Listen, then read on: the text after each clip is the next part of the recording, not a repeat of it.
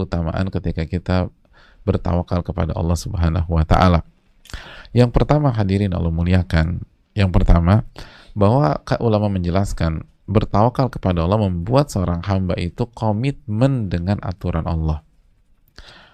Komitmen dengan aturan Allah, dan dia tidak mau offside.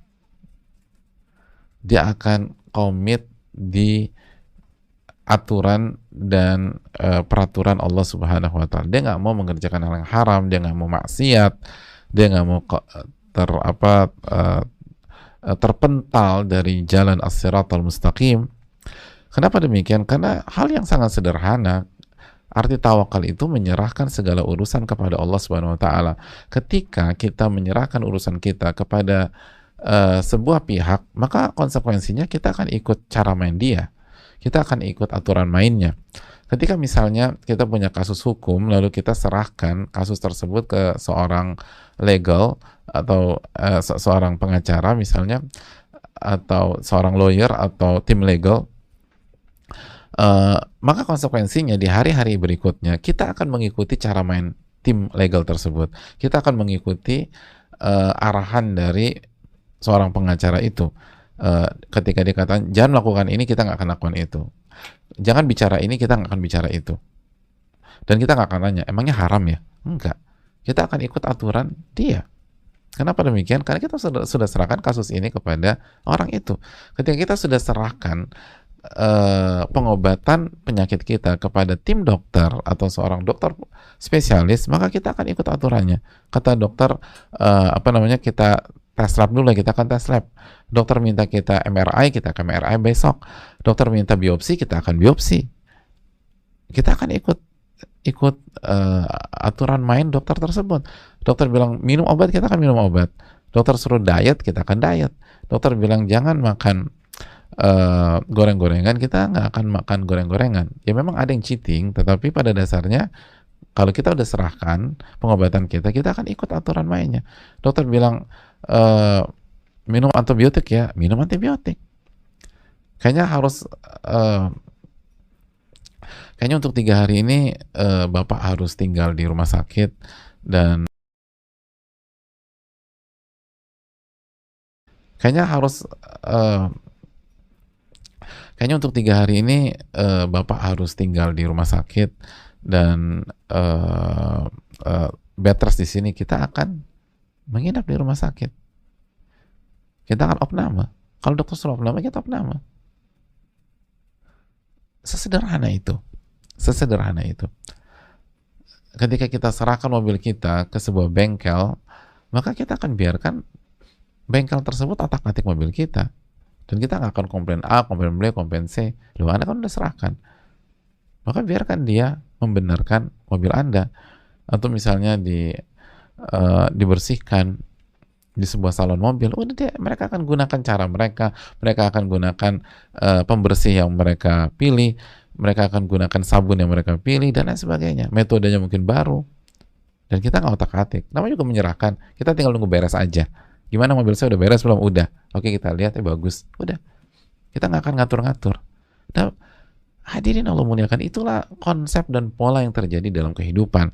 Makanya kalau kita masih suka offside, masih suka maksiat, masih suka melakukan hal haram, berarti kita belum bertawakal kepada Allah. Jadi secara otomatis ketika kita bertawakal, maka kita akan itu sama-sama mengkondisikan diri kita untuk bertakwa kepada Allah Subhanahu wa taala. Makanya kan dalam masalah rizki saja Nabi SAW mengatakan, inna ahadakum lan yamuta hatta yastakmila rizqahu. Sesungguhnya salah seorang dari kalian tidak akan meninggal dunia sampai rizkinya disempurnakan oleh Allah Subhanahu wa taala.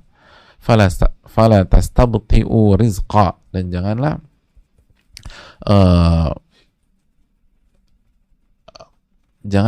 melambat-lambatkan atau mengeluh ketika rizkinya terkesan lambat. Wattaqullaha ayyuhan nas, dan bertakwalah kepada Allah wahai manusia. Wa ajmilu fit talab, dan bermain cantiklah dalam mencari rizki. Lihat, ketika Nabi SAW mengatakan rizki itu sudah Allah atur dan kita akan dikasih semuanya, ya udah serahkan aja pengaturannya kepada Allah. Jangan menganggap ini lambat, jangan menganggap ini lambat. Allah akan kasih di waktunya. Tugas kita bertakwa kepada Allah. Lihat, tugas kita bertakwa kepada Allah. Lihat, ada korelasi antara menyerahkan urusan rezeki kepada Allah dan bertakwa kepada Allah Subhanahu wa taala, dan bermain cantiklah pada saat kita mencari rezeki. Jangan kerjakan hal yang haram, jangan cari yang dilaknat oleh Allah Subhanahu wa taala, jangan nipu orang, jangan makan riba dan seterusnya. Ini menunjukkan jamaah yang Allah muliakan bahwa orang yang menyerahkan urusan rezekinya kepada Allah dengan hatinya, ia tetap berikhtiar, berusaha, dan dia tidak mau offside, karena kita tahu udah diatur kok sama Allah. Ngapain saya ngotot banget mengerjakan hal yang haram? Sekali lagi, ketika kita menyerahkan urusan kita, berarti kita ikut aturan pihak tersebut. Ketika kita serahkan seluruh urusan kita kepada Allah, udah ikutilah. Udah, jangan nanti gimana dong, tapi aku belum siap, aku belum sanggup, jangan berpikir, katanya udah serahkan. Orang yang tawakal pasti nurut. Maka ketika kita belum menurut, kita belum serahkan urusan kita kepada Allah. Kita masih pakai logika, pakai hawa nafsu, kita masih mengandalkan ego kita, belum menyerahkan kepada Rabbul Alamin. Belum yakin bahwa Allah itu mampu memberikan yang terbaik bagi kita. Makanya kan kita sudah pelajari makna tawakal, yaitu amalan hati. Masih ingat tawakal itu terbagi menjadi berapa? Lupa lagi. Tawakal itu terbagi ucapan hati dan ilmu hati dan amalan hati. Ilmu hati dan amalan hati.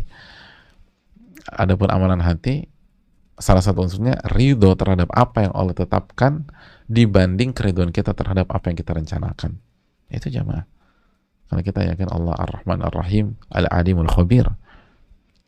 Hanya udah ikutin aja. Ikutin. Allah suruh kanan, kita kanan. Allah kiri, kita kiri. Itu namanya menyerahkan urusan kepada Rabbul Alamin. Itu poin yang pertama.